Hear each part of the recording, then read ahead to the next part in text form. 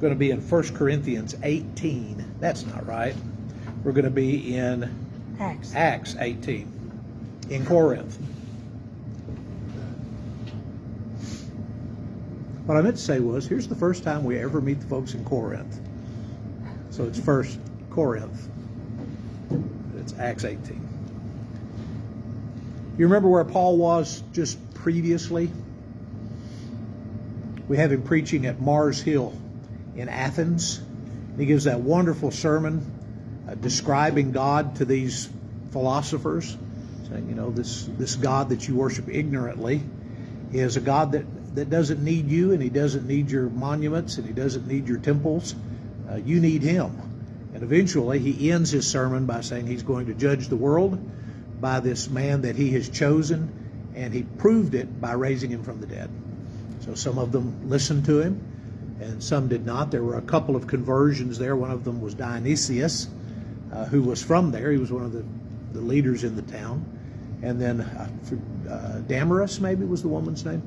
And that's pretty much all we know. That Paul, unhounded, nobody's chasing him, just decides to move on down to Corinth. And he has a relationship with Corinth that is unlike any other congregation that he works with. He stays there about 18 months and then just has a love-hate relationship with the congregation. Some of them are very tied to Paul, and they trust him. They'll ask him all kinds of questions. 1st and 2nd Corinthians have a lot to do with the questions that he gets from the faithful in Corinth. And then some of them don't trust him. After a little while, there's some other folks that come in and take over the leadership in Corinth, and they're not pro-Paul. So there's some that are pro-Paul and some that are anti-Paul, and he's trying to wade his way through that in 1st and 2nd Corinthians. So we've been doing a lot of that on Sunday mornings for the last several months. But this is the first time that he gets to visit in Corinth. Chapter 18, verse 1. After this, Paul left Athens and went to Corinth. There he met a Jew named Aquila, a native of Pontus, who had recently come from Italy with his wife Priscilla, because Claudius had ordered all the Jews to leave Rome. Paul went to see them, and because he was a tent maker as they were, he stayed and worked with them. Every Sabbath he reasoned in the synagogue, trying to persuade both Jews and Greeks. The fact that they got run out of Rome and somehow ended up in Corinth is a story we don't know all the details to. But Claudius is not the first one to run Jews out of Rome. It started BC. In fact, in 139 BC, the king then, the ruling body, run the Jews out because they're proselytizing too much. There's too many Jews who are trying to win proselytes out of the Roman people, and so they just run them out of town because it's causing too much turmoil. So when the religious people get too religious, it makes the Romans uncomfortable, and they get rid of them. And that's going to repeat itself in what we look at tonight. In about 19, there is a group that get run out of town again. There's a woman named Fulvia, and Fulvia is kind of in the aristocracy. She's a rich woman, and some Jews get the better of her in a business deal. So she complains to the authorities. They just run all the Jews out. About 4,000 Jews get run out of Rome because Fulvia didn't make a very good business decision, and that's around 19 or 20. So it's kind of their go-to answer, and once you've established it and people allow it, then you can do it again. So when Claudius is the emperor, he has problems, and again, it's probably problems that have to do with religion. Let me see if I can remember his name. Suetonius wrote in the latter part of the 1st century, a Roman historian. His explanation is that they ran the Jews out because there was this ongoing dispute between sects of the Jews, and one of them that was making the most trouble was a sect that was taking their orders from a guy named Christus. So So a lot of scholars think that Suetonius got a little confused, and what we're talking about is Jews and Christians that are always at each other in Rome, and the Roman authorities don't want to deal with it anymore. So they run them out of town. We don't know whether Aquila and Priscilla are already Christians when they meet Paul. There's no conversion sequence here. So some people think, well, he moved there and he found them, they were tent makers, so he just started making tents with them, and then eventually they were converted. It seems a little bit more likely that they were already Christians and were already available making tents, and he just finds them that way, but we honestly don't know. One thing interesting about Aquila and Priscilla is when you see them listed in Scripture, about as much one way as the other, it's Priscilla and Aquila, and then other times it's Aquila and Priscilla. So the woman gets named first several times, and the commentators who want there to be a woman who wrote some of the New Testament grab hold of that and make her the author, or Aquila and Priscilla together, the author of Hebrews. So if you do a study on Hebrews, you may run across Aquila and Priscilla in that context. Probably had nothing to do with it, but it's interesting. Maybe she was just a very strong woman and was as well known or as well liked as her husband. It's like, who meets you first, when for years and years it was always Jay and Becky, because I was the preacher and she was the preacher's wife. Then when she started teaching in places where I wasn't teaching, or I wasn't spending much time there, then it became Becky and her husband. Right? So a lot of places I didn't even have a name. That's Becky's husband. So Priscilla evidently had a persona about her and gets named first at least a few times in Scripture. Paul's not independently wealthy. He is having to count on other folks to help pay his bills. So when he gets to Corinth, he has to find a way to take care of himself. He's by himself at this point, right? You remember Timothy and Silas are still in Thessalonica. Luke is still in Philippi. So Paul doesn't have somebody traveling with him at this point. He's just by himself. So he takes up making tents, and he's able to support himself that way. Other than that, he does what he's done before. We're used to him going to the Sabbath. He goes, or going to the synagogue. He goes every Sabbath, and he reasons with everybody that's there. So there are some Jewish-born believers, Jewish-born worshipers at the synagogue, and some Greek-born that are there at the synagogue. And Paul will talk to anybody that'll talk to him. And what do you think his subject matter was? He reasoned in the synagogue, trying to persuade Jews and Greeks. Finish the sentence. What was he trying to convince them of? Jesus Christ. Jesus Christ and Resurrection. Right? He's the death, burial, and resurrection. That's what he's talking about. So he's spending a lot of time in the synagogues trying to make headway, while during the week he's supporting himself by helping Aquila and Priscilla make tents. Verse 5. When Silas and Timothy came from Macedonia, Paul devoted himself exclusively to preaching, testifying to the Jews that Jesus was the Messiah. So we have a big change that happens when the boys from Thessalonica show up. Paul no longer is a tent maker. Now he's just preaching full time. How is he being cared for? Imagine they brought funds. They brought money with them. Yeah.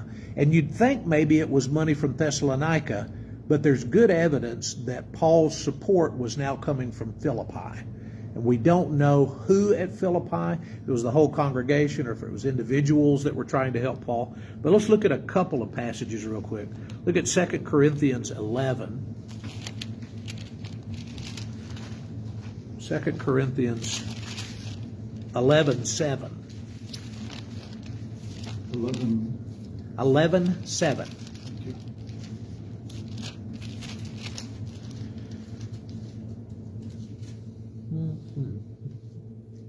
Was it a sin for me to lower myself in order to elevate you by preaching the gospel of God to you free of charge? I robbed other churches by receiving support from them so I could serve you. And when I was with you and needed something, I was not a burden to anyone, for the brothers who came from Macedonia supplied what I needed. I have kept myself from being a burden to you in any way, and I will continue to do so, as surely as the truth of Christ is in me. Nobody in the regions of Achaia will stop this boasting of mine. Why? Because I don't love you? Well, God knows that I do. And so he's having problems with, them thinking that he's a charlatan, that he doesn't keep his promises very well. And he goes, look, when I came to you, I didn't have anything, but I didn't ask you to take care of me. I got a job. I took care of myself. I preached for you for free. Then some other people came from Macedonia and brought me funds, and I still didn't charge you a dime for what I was doing. Everybody else was taking care of me while I preached for you for free. And he kind of indicates that maybe he thinks they would be more receptive if he had charged them more. And I may have told you this before. One of my professors, when I was studying counseling, said never counsel for free. He said always charge them. If you don't charge them, they don't have to take your advice. You're just somebody with advice. They got lots of friends with advice. But if you charge them something, then you're a professional, and they've got to listen to what you say. So Paul says, maybe if I had charged you money, maybe if I had cheated you like some of these other guys are doing, then you'd believe the things I'm telling you. Maybe you'd hold me in higher regard if I was more expensive. Look at Philippians 4, one of Becky's favorite chapters. Philippians 4:14. I like the whole book of Philippians. 4:14. It was good of you to share in my troubles. He's talking to the Philippian church. Moreover, as you Philippians know, in the early days of your acquaintance with the gospel, when I set out from Macedonia, not one church shared with me in the matter of giving and receiving, except you only. For even when I was in Thessalonica, you sent me aid more than once when I was in need. Not that I desire your gifts. What I desire is more to be credited to your account, is that it be credited to your account. So evidently, when Silas and Timothy show up in Corinth, they have funding in hand from Philippi. So Paul no longer is a tent maker. He quits that job and goes to full-time preaching, and they are supported by the money that Philippi had sent. I don't know how many more times they had to receive funding in the next year and a half. I kind of doubt that they showed up with enough money to last that long, but somebody takes care of them. Perhaps the folks in Philippi continued to send funding. So he's testifying to the Jews that Jesus was the Messiah. So again, he's working from the Old Testament. He's talking to them about all the passages that say who Messiah will be, what he will do. And they're not willing. This is another group of Jews that have the background that they should be fairly easy to talk to, but they're not interested in what Paul has to say. Verse 6. When they opposed Paul and became abusive, he shook out his clothes in protest and said to them, your blood be on your own heads. I am innocent of it. From now on, I am going to the Gentiles.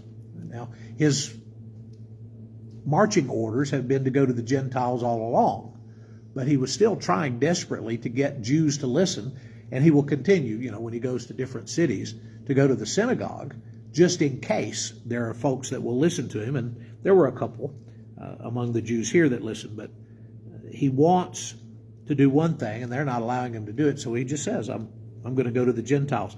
Did you notice that he shook out his clothes? There's another phrase, in fact, Jesus uses it when he's talking to his disciples about the limited commission. And he says, if you go into a town and they don't receive you, then do what? Shake the dust from your feet. Take the dust off your feet. Yeah, shake the dust off your feet. So this is another kind of thing.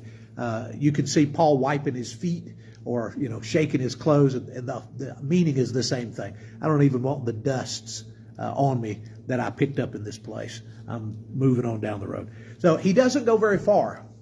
He establishes a congregation next door.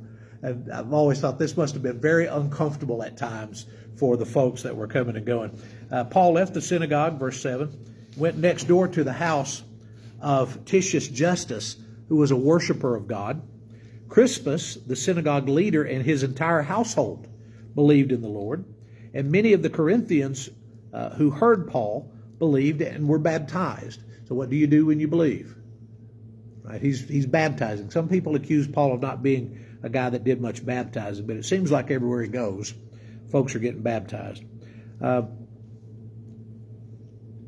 So there are some Jews that believe, and even some of the leadership of the synagogue buy into what Paul has to say. But we end up with a church street.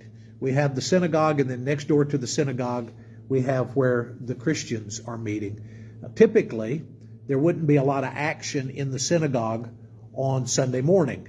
So maybe it wasn't a big problem when all the Christians got together on Sunday and the synagogue guys got together on the Sabbath.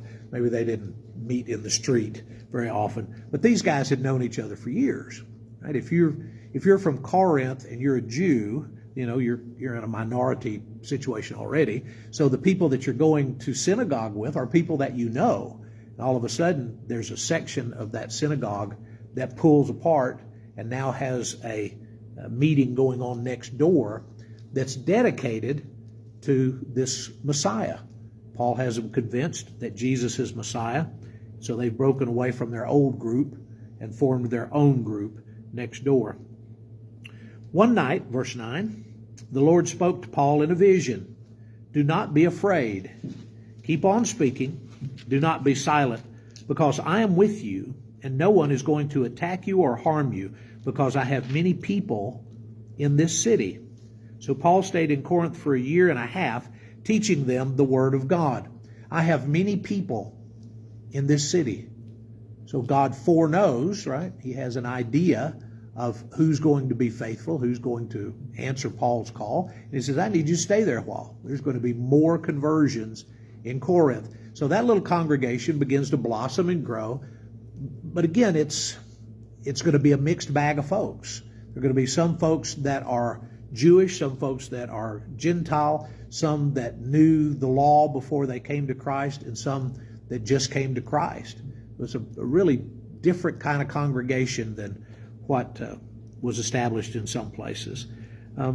So Paul stayed in Corinth for a year and a half, teaching them the Word of God. For a long time, that was the average stay of a Church of Christ preacher. The statistics were that, once you add in and average everybody up, that we stayed about a year and a half. But there was a year and a half sounds like a pretty good amount of time until you start looking at the statistics on when preachers are the most effective. Preachers are least effective up until 3 years. Paul was never anywhere more than 3 years that we know of. He was in Ephesus for about 3, but a year and a half at Corinth. But he gets a lot done. So obviously he was effective and powerful, and the gospel was brand new. So lots of growth in a short period of time. When Gallio was the proconsul of Achaia, and we have some communication, by the way, between Claudius and Gallio. There's some letters back and forth between him and the emperor. The Jews of Corinth made a united attack on Paul and brought him to the place of judgment. This man, they charged, is persuading the people to worship God in ways contrary to the law. Just as Paul was about to speak, Gallio said to them, if you Jews are making a complaint about some misdemeanor or serious crime, it would be reasonable for me to listen to you. But since it involves questions about words and names and your own law, settle the matter yourselves. I will not judge in such things. Well, let's stop right there for just a second. Claudius has let it be known that Jewish people are subpar. They're persona non gratis, right? He ran them out of Rome. So Jews move into your neighborhood, you already know that the government is against them. Right? So Gallio is a judge, and he's making decisions on how to handle affairs in his jurisdiction based on what he knows to be the policy of the empire. Well, the policy of the empire is you don't give any special treatment, you don't help the Jews. Right? So a bunch of Jews show up asking you to hear a special case, and Gallio does exactly what any intelligent judge would do. He said, I'm not even going to listen to it. I'm not going to hear the case. So he just sets them aside. There's no judgment made. He refuses to hear the case. In our situation, maybe not quite to that extreme, but when cases are sent to the Supreme Court, the Supreme Court can say yes or no. We'll listen to the case or we won't listen to the case. This guy had the right to say no. You know, if you've got some kind of broken Roman law and you're charging him with that, then I'll listen to you. But if all you want to do is talk about your law, it's not my jurisdiction, I don't care. And he mentions it involves questions about words and names and your own law. So remember, Suetonius says that he thinks the problem that got Claudius to run people out of Rome was that these people who were following Chrestus were doing too much and were causing problems. Right? So if the name is the problem, maybe the name that Gallio is mentioning here is Jesus, Chrestus. That, you know, if this is all about some guy that they're saying is a Messiah and you're saying is not, what's that to me? I don't care about that. So he runs them out of the courtroom, will not hear the case. Which leads us to verse 17. The crowd there turned on Sosthenes, the synagogue leader, beat him in front of the proconsul, and Gallio showed no concern whatsoever. Okay? So is it okay for us to beat up a Jew in front of the judgment seat? Sure, have that. I don't care anything about them. I don't care about their law. I don't care about this Christ guy. I don't care about any of that stuff. Why don't I care? Because Claudius doesn't care. And my job is to do what Claudius wants me to do. So the communications between those two I don't know much about. Just that they were connected, that from time to time he had questions and Claudius had answers. So why did they beat up the leader of the synagogue? Because you notice it doesn't say the Jews that were there turned on Sosthenes. It says the crowd that was there. So the Jews bring in a case, and Gallio says, that's not my problem, that's your problem. And the way the people interpret it is, the Jews are persona non grata. We don't have to worry about them. So here's our chance. The crowd is non-Jewish. Yeah, this is just the crowd that's in the place. And so they whooped the synagogue leader because they wanted to do that already anyway. It gave them a reason to act out on their anger. So they beat up Sosthenes, and Gallio, he doesn't care. It's just a Jew, and it's not his jurisdiction and not his problem. So it's just, mine says that he drove them away from the judgment seat, which would be the Jews. And then the next it says, and they all took hold of Sosthenes. Does it say they all? Yeah. Mine says they all turned on Sosthenes. Okay. The NIV has, then the crowd turned on Sosthenes. Okay. So And I think that's where probably, it's kind of confusing. yeah, Is that I think that's probably the right rendering. I didn't look at the Greek to see if it specifically says the crowd, but the idea is not that the Jews beat up their synagogue leader, but that the crowd beat up the synagogue leader, because he's not going to do anything about it anyway. Gallio doesn't care, and if he doesn't care, then we can do what we want to. It's a little bit like when you see a mob and they're just going down the street breaking windows and turning over cars and whatever, and they have figured out nobody's going to do anything, so I'll just do what I wanted to do anyway. And well, look, here's Sosthenes, and he's a Jew and he's a leader among the Jews. Let's let's put a fist in their face and let them know that we're not going to put up with them. We're not going to put up with the Jews. Claudius ran them out of Rome. That doesn't mean they can come down here and set up shop. They're nobodies. So the hatred of the Jews is what's driving this. Any thoughts about anything in that section?